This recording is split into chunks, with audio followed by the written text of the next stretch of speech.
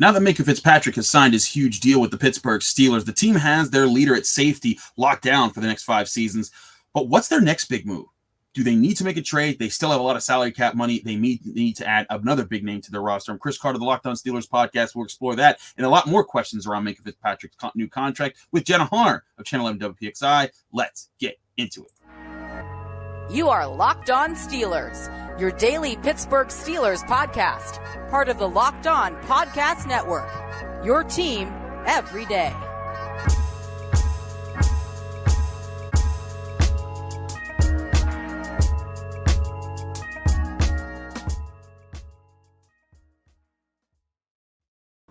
And welcome to the Locked On Steelers podcast. I'm your host, Chris Carter, bringing you your daily dose of all things of the Pittsburgh Steelers. As always, you can find the show on Apple, Spotify, Google Podcasts, Odyssey, and YouTube. If you're watching this video on YouTube, hit the like button on the video if you're enjoying it. Hit the subscribe button to get all of our daily Monday through Friday episodes, as well as our bonus content like breaking news updates, like Minkah Fitzpatrick signing his new deal. I did a whole 8-minute video explaining my initial reaction to that, so you can go watch that there. We thank you for making Locked On Steelers podcast your first listen every day. Joining us is Jenna Harner. She's been on a bit of a break from the Locked On Steelers podcast, but we had to bring her back. Y'all know what it is. Jenna, how you doing? I'm great. It is so nice to be back. I always hate when it's a week that I don't get to come join you and have some fun Steelers talk on Locked On Steelers. It's been a crazy couple weeks, but thankfully things have calmed down a little bit ahead of training camp, and so I'm glad to be here with you on a different day. On a different day, yes. So, full disclosure, we are Jenna's normally on Friday. Originally, the plan was to talk to her for the Friday show. I am on, as you're watching this, I am actually driving to DC right now because I'm on vacation. Did not know the Steelers were going to sign Minkah Fitzpatrick. So I pre-recorded my entire Thursday show with Brian Batko, thinking I was going to later record my Friday show with Jenna. So I have a whole episode that will end up being the Friday episode with Brian. So that episode is pre-recorded. It's about Matt Canada. It's a fun discussion. Brian and I actually crack a lot of jokes in it. So do look forward to that episode coming out on Friday. But I wanted to switch things around because I wanted to use that content, but I wanted to make sure that Thursday's episode was talking about the big news from Wednesday, and that is Minkah's new deal. Now, as I covered in my video and in my writing on SteelersNow.com, this now makes Minkah Fitzpatrick the highest paid NFL safety ever. His extension puts him on the Steelers for the next 5 seasons. It's a 4-year extension on top of the 1 year he had left on his rookie deal. That extension during those 4 years averages to about paying him $18.4 million a year. That's a huge average over what the $17.5 that Jamal Adams received from the Seattle Seahawks. So this is a huge move, Jenna, a huge statement by the Steelers to kind of lock in another pillar player. They did that with T.J.Watt last year, and it seems like now they've gotten kind of their second young superstar locked in and ready to go. And this was a move that everyone was anticipating. Everyone was waiting to see when it would happen. Would it be a T.J.Watt scenario like last year? Was Minkah going to participate in training camp? What was going to happen? And the Steelers were like, no, we needed to get this done. There was a lot of talk and kind of hearing kind of things through the grapevine, but there was a lot of talk about how this was going to get done. This wasn't going to be dragged out. It wasn't like both sides were hemming and hawing at things. I think this was just a lot of like, hey, we both know that this is going to happen. We just kind of want to narrow down the specifics here. So I think that's what these last couple of weeks have been. And clearly Minkah Fitzpatrick gets paid. It was also interesting to note, too, that this is Omar Khan's first big splash move with the Steelers as the new GM here. No, that's absolutely part of this, Jenna, is that, Omar Khan, he just got in and now he's got to deal with not only Stephon Tuitt retiring, but then he's got to get the Minkah Fitzpatrick deal done, which to me, for the Steelers, they probably said, hey, this is the priority. We knew we had to get this done. We knew we had to make sure that, our superstar safety was locked in for the future. We don't got to worry about that. So big move from Omar Khan to get this done. I also think, even though he's the highest paid safety, $18.5 million for a guy that looks, or $18.4 million per year average, whatever, that's a pretty good rate in the upcoming NFL. Yes, it's higher than any other safety's been paid, but we know, and the Steelers know with Minkah Fitzpatrick that with the way that he's played, that when he's the superstar first team all-pro safety in back-to-back seasons, when he's playing at that level and the defense is playing well enough to stop the run to let him play at that level, things are different. And You want to lock down that guy for the long term. They did that. But now I think the Steelers, they look at a situation where now they're probably looking around like, hey, okay, now that this is out of the way, we know our stars. He's a leader. He's a star. He's absolutely part of this. He's part of there. Now Omar Khan's probably thinking, what do you do next? Who's the next big move here? And the Steelers, we don't have the official contract details of how each year will break down, so we don't know how everything will get impacted by the salary cap for this upcoming season. But the Steelers have approximately $20 to $21 million in cap space, before this deal, which tells me that still Omar Khan could make a big trade to get at least another big name player on the team, whether it's an offensive lineman, a defensive player, cornerback, defensive lineman somewhere. The Steelers should keep that door open. Jenna, if you're Omar Khan, if you're the Steelers GM, what's the position that you're trying to strengthen the most if you were to say trade, a mid-round pick for, and find a way to get a player that costs you more than like $10 million a year? I think it's so intriguing. You mentioned the offensive line. I feel like everyone's eyes light up when you say either offensive line or defensive line, just because of the struggles that both of those groups had for the Steelers last season. I think the loss of Stephon Tuitt makes me lean a little more towards just bolstering that defensive line. But as you and I have also talked about, they're getting Tyson Alualu back. You saw guys like Chris Wormley, like Isaiah Loudermilk. These guys kind of take bigger steps last year. And coming into this season, we've seen a lot of great things from just hearing about them. I think I'm trying to remember which one of we talked to so many defensive coaches last week that like everybody's jumbled. It's guys that we don't usually get to talk to as well, right, like guys that we haven't seen in person. But there was a lot of talk. Actually, it was from Carl Dunbar. That's why I know exactly who it was. Love Carl Dunbar. But he was talking about Isaiah Loudermilk and the weight he's put on. And I know everybody's like, we're not talking about weight here. We're not doing that. But just like what he's seen from him kind of coming into this season, making the jump into this year for as young of a guy as he is. So I instinctually just want to say maybe you try and bolster your defensive line and try and potentially do that through a trade, because I think that would give you, solid, hey, we know that we have strong guys in here like Cam Heyward, like Tyson Alualu, but can you add a little bit more to it? Or maybe do you just say, hey, let's go to the offensive line? Why not? That's a big thing here. A lot of people have talked to me, or at least fans have reached out via our hotline and suggested a player that I've talked about a lot, Daron Payne from the Washington Commanders, a 25-year-old defensive lineman. He could play on the interior. He's on the last year of his deal, so maybe the Commanders would want to move on from him. And Jenna, a lot of people speculate, maybe part of this deal eventually ends up being Mason Rudolph. If Kenny Pickett can overtake him in training camp and the Steelers say, hey, these are our top two quarterbacks. Does someone need an NFL arm out there? Here's a mid-round pick and Mason Rudolph. And if you have this expensive player that you're not sure if you can afford moving forward, so you're trying to get rid of their contract, here's some options to help you out in getting rid of them. And I do think that there's a Daron Payne, a defensive lineman. I also think a cornerback should be on this team's list. As much as they're excited for Ahkello Witherspoon, Levi Wallace, and Cam Sutton as a veteran unit, there's one guy that says CB1, undoubted, proven for several years, or a former like top 10 pick who's that looks like he's gonna shut it all down at the position. This is what Omar Khan's next challenge is to me. He got Minkah Fitzpatrick done, but he has to get another big name. They need to start assembling more big names on this roster that will contribute to the locker room, not just this year, but I think moving forward for the next 4 or 5 years with these guys to kind of build that new nucleus and new core.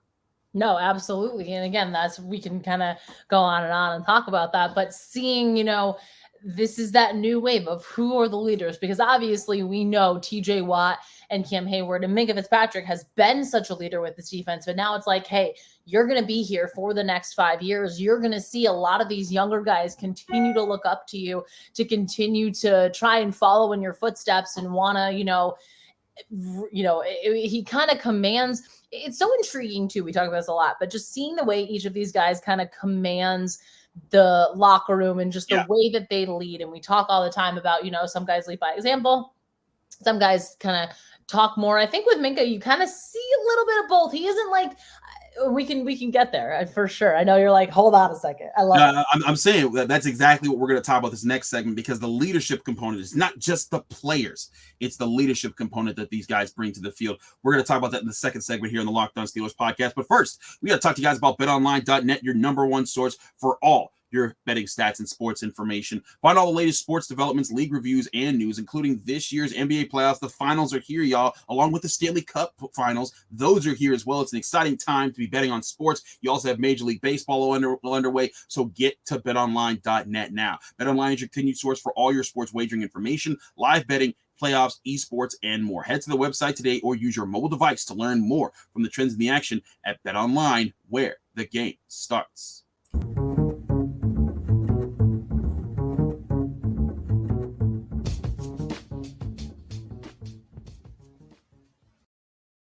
Back here on the Locked On Steelers podcast, and Chris Carter, she's Jenna Harner of Channel 11 WPXI here in Pittsburgh. We're continuing to talk based off of the Minkah Fitzpatrick extension. Now, a big part of this is also leadership. Yes, we could talk about how Minkah Fitzpatrick had 9 interceptions in his first 2 years with the team, how he's first team All-Pro twice now, and all the things that he contributes on the field. But like you were saying, it's also the contributions in the locker room and the guy being a leading voice for the Pittsburgh Steelers. Because, Jenna, one thing that's happened time and time again with the Steelers is that they've been trying to lean on new leaders. They've been trying to lean on leaders, period, to carry them forward. Cam Heyward is that guy right now. He's the vocal dude who everyone looks to right now, but they need young guys to step up. They've even talked about that. T.J.Watt's kind of been that guy, but Minkah Fitzpatrick, it's always been intriguing to me because at Alabama, he was absolutely the leader. He was a top 13 pick in his draft class. He could have come on and said, I'm the man, and command all this stuff. But around Joe Hayden, you covered the team with me the past few years. Around Joe Hayden, you never saw him overspeak, Joe Hayden and his leadership in the DB room. You always saw that kind of deference and that kind of respect. And you saw him step up to make big plays and step up with the people that he needed to step up with. But Minkah was never going to try and overstep another person who already was a leader unless he felt like it was necessary. And Joe Hayden was a heck of a leader for the Steelers. But it's that kind of respect and building it the right way that I think goes to the culture of the team and helping it become stronger moving forward. And he has garnered so much respect in this locker room for the short time that he's been with this team. It's only been less than a handful of years, if you're counting a handful as 5. So the way that these guys have already responded to him, the way that he is that type of leader, and it's an intriguing type because also too, again, we haven't fully been around these guys these last couple of years to really kind of see its direct impact. But he, to me, seems like kind of the perfect combination of, I'm going to let my play do the talking. I'm going to go out there and lead by example, but also I'm going to say things. He seems more of the positive type of he's just really good at communicating with a lot of people. And I think that shines through just, again, in his play, but even kind of what we were seeing throughout the end of minicamp, where I know a lot of people were looking at, is he participating? Is he not? And in videos that, that you could clearly see that and things we're allowed to report on. I'm making sure I'm doing this correctly, but you can kind of see he was, he would watch the defense, but he would talk. He would communicate with these guys. He would kind of call out the defense or call out the offense and things along those lines. You could really that to me too. Everybody automatically was like, all right, is this going to be a T.J.Watt situation? What's going to happen? And it wasn't that case because of the way, and I'm not even saying that because T.J. was, communicating with the guys too. It wasn't even that was happening, but he was making sure that he was still involved. And I think a lot of these guys, he's like we said, he's garnered so much respect. You look at even just guys on the offense, like Najee Harris, I love his kind of how he talks about Minkah, and you can just kind of see his face light up and he gets really excited. But a lot of these guys look to a guy like Minkah Fitzpatrick, who's incredibly talented, but also say, hey, he's garnered so much respect here. He is so good at his craft, but he also is somebody we want to listen to. Mm-hmm. Absolutely. And that's a huge part of this. Again, Najee Harris with the Alabama connection. Yeah. These guys I think these guys this is one reason that they like the Alabama guys, the Ohio State guys, the big program guys. Oftentimes those big programs, they'll get the big stars, but when they come in, they understand that you still got to learn under guys. So they've gone through that in college, and then it helps them go through it again in the pros. And that's something that I think Najee Harris last year, he even said, I didn't want to overtake Ben as a leader. He was the guy that was the face of the offense. Now he feels like now he's ready to be that kind of leader, because there's no David DeCastro, there's no Marquise Pouncey, there's no Ben Roethlisberger. Everybody's young, so now he knows that this is kind of his time to do that. I think Minkah Fitzpatrick, he'll still defer to Cam Heyward, of course, but when it comes to the DB room, everyone's 25, 26, 27 years old and in that range. And he's like, all right, well, let's do this. And I think that that's an absolutely a part of what the Steelers need, is a guy who not only gets that, but knows how to crank it up in the right moments. And like you said, in minicamp, like the Steelers revealed in their videos and stuff, Minkah Fitzpatrick sitting back there. And this was something that he did a lot in practices last year as well. Not even just mini, but like during the season, when he'd practice, do his reps, and then like he would talk to Terrell Austin, and then he would talk to all the guys. A lot of people lean on Minkah Fitzpatrick. He's not just a playmaker, he's a student of the game. He studies quarterbacks all the time. Joe Burrow has even talked about how, like, when he studies Minkah Fitzpatrick on tape, he's like, you can't just book that, oh, he's going to be in this part of the field, because he studies you and he knows where you like to go. So it puts you in these thinking game, these chess matches. And that is the kind of defense the Steelers want to play on the back end. Need more of those type of chess matches where their DBs, especially Minkah Fitzpatrick, get better chances to make plays on the ball. Yeah, no, absolutely. You say student of the game, and that's exactly the type of player and the type of guy that he is. You can just see it, and you hear all the guys talk about it, him just soaking up all the knowledge he can, getting to know each quarterback they go against on that level where it's like, hey, you move this way, I know where you're going with that ball. You're going to do that. Oh, that tells me this, this, and this, so I need to be here. And he's just such a smart guy in that sense too, where he knows, I mean, obviously, like, again, these guys are such students of the game, but he is that type of player where he's done his homework and then some, and then some, and then some. And you thought you came into the class prepared for the test, and he's been studying for that test for the last month and a half, not even fully knowing if there was going to be a test type of thing. He's that type of player. He's that type of guy. And it was interesting too, when we talked with Cam Sutton last week, just again, we talked with so many guys about, his leadership and how he looks and, their hopes for him with a new contract. And Cam Sutton was kind of talking about his age, because Cam Sutton's 27 and Minkah's 25. But having that, he's like, he's such a young guy, but what he does for his age is something too that's so fascinating. And, hearing a guy, that's 2 years older, that has 2 more years of experience, say that about a leader of this defense, when Cam Sutton can be a leader kind of in the secondary here too. I think the way that dynamic is really intriguing. It certainly is. And I think it's that dynamic that's going to drive the Steelers forward and kind of, again, reshape the identity of this locker room. For the longest time, it's been Ben Roethlisberger at the top. And then, you had your Pounceys, your DeCastros, Joe Hayden would be there. James Harrison was kind of there for a bit. But now you've seen most of that old guard gone. The last remnant of it really is Cam Heyward, still in the locker room. Now you're trying to set up that new guard. And I want to talk more about that new guard.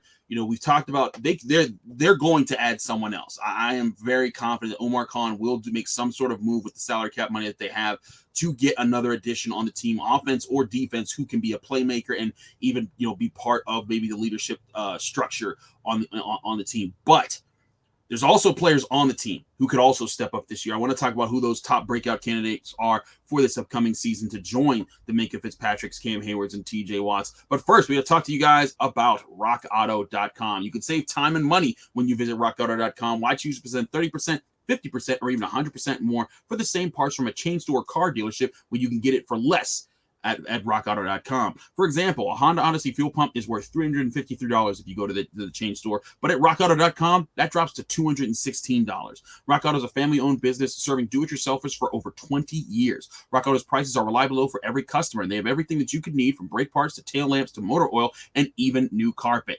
Go explore their easy-to-use website today to find the solution to your auto part needs. Go to rockauto.com right now and see all the parts available for your car or truck right locked on in there. How did you hear about us box so that they know that we sent you? Amazing selection, reliable low prices, all the parts your car will ever need. Visit rockauto.com today.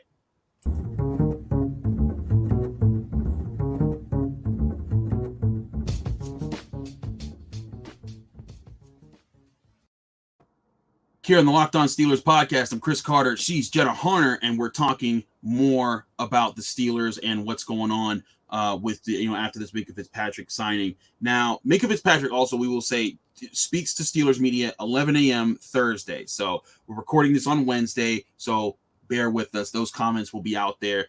If he says anything wild, I'll try to, on my vacation, stop and do a quick update episode. But again, we've already pre-recorded our Friday episode with Brian Batko. It's about the offense, so bear with us. We'll deal with that then. But this will include the offense, Jenna. Who are the new faces and leaders that are going to rise up this year for the Steelers? Because I think there's different calibers that you look at leadership for. There's the vocal leaders, the guy that lead the crew, that are the loudest. In Pittsburgh, you think of Joey Porter, with him saying "who ride" all the time. When you think about that, in Buffalo, you look at Josh Allen and how he's kind of been the guy that's the vocal guy that leads everybody onto the field. Ray Lewis is like one of the bigger names when you think in football history. But I think they have guys like the Cam Heyward's become that vocal leader. And I think T.J.Watt is working his way into that role as well. But I'm curious to see, are there other vocal leaders that are stepping up this year? And who are the other kind of lead by example guys who are stepping up this year? Not everyone's going to look to Najee Harris. So I'm going to take him off the board. I'm going to say that's the easy, obvious one. Yeah. But Jenna, who are maybe some other guys that you're looking at that you're thinking like, this guy is primed to become one of those more out front leadership dudes who represent the Steelers? Well, I will say too with Najee Harris, quick, that he has talked about himself as a lead by example guy. But when we talked with him at minicamp, he did say he needs to be a little bit more of a vocal leader, and he knows that, and he wants to be, which is so funny because I could sit and talk with him for hours, and he's a guy that you just like, you know, when he's in the locker room, you definitely know that. So it is funny in his leadership style in that sense. There's a couple guys that I honestly like. I'm trying to think off the, a little bit of a list here. I think offensively, Pat Freiermuth, and he might be just because of he knows he's a second-year guy, but he knows how much of a playmaker he is too, and he knows how much this offense is going to lean on him, especially again. One of a quarterback's favorite targets can be a tight end like him, who, when we talked with him too, he said, he hated his numbers last year. And it's like, Pat, you had a great rookie season, and here you are being like, nope, I should be better. So I think we could see him just kind of how he is. I think we could see him being a little vocal leader. And then on defense, I think Cam Sutton could kind of be that guy just because he is kind of in that secondary, obviously Minkah aside, and Minkah can be a great answer for this too. But I think I don't want to call him an elder statesman in that way but he's like kind of watch out. I know. I'm not calling anybody old. We're not talking about anybody's weight. It's fine. Everything's great. But I mean, he's a year younger than me. So if I'm calling him old, then I'm old. Like, what is happening?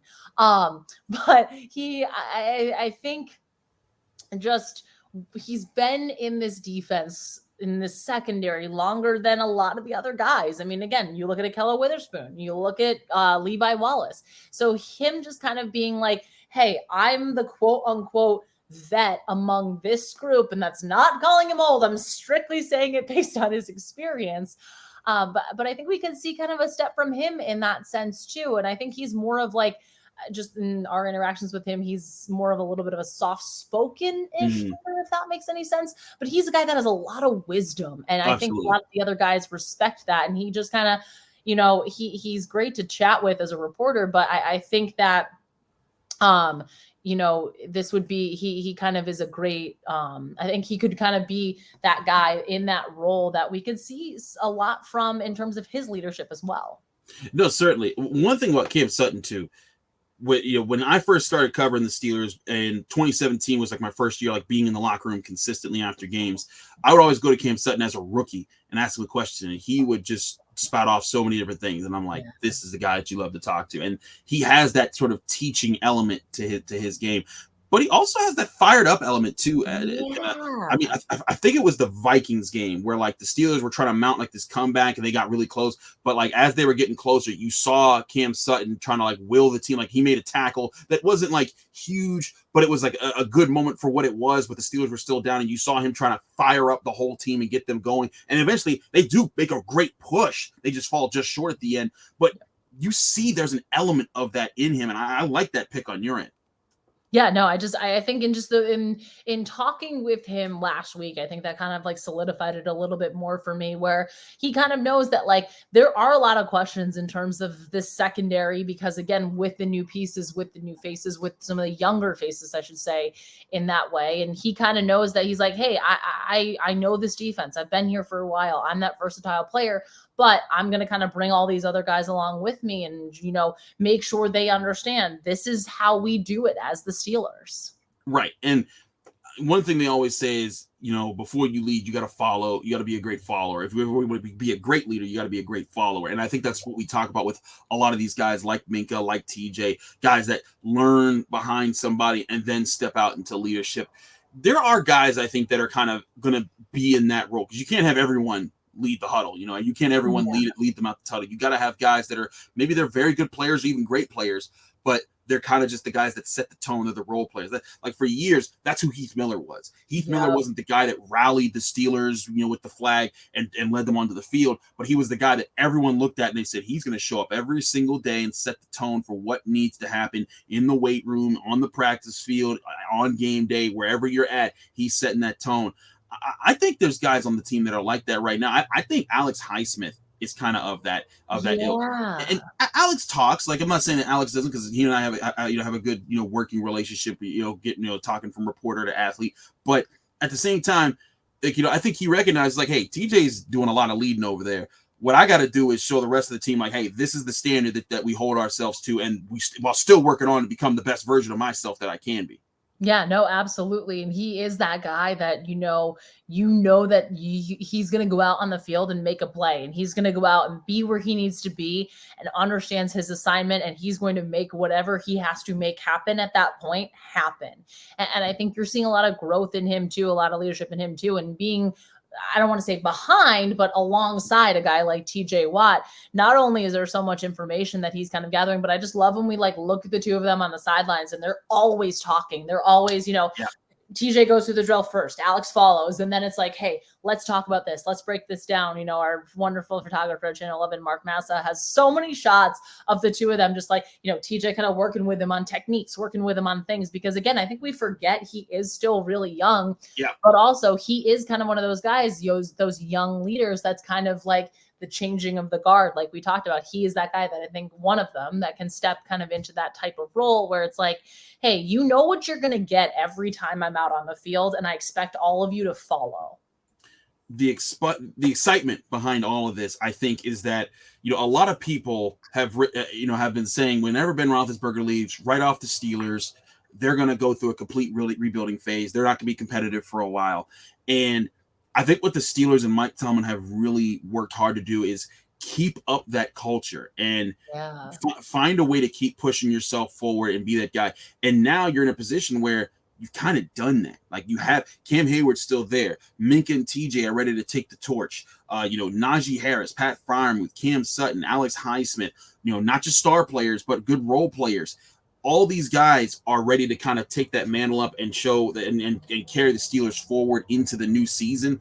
To me, that's a big testament to the organization. When we talk about organizational integrity and why the Steelers don't have a losing season since 2003, you know, I think that goes into all of this. Is the work that they do, not just to win on the field, but to put things together and win off the field and try to keep guys in line. And yes, there's always hiccups. You know, they had Antonio Brown. That didn't go great. They've had guys who've been malcontents.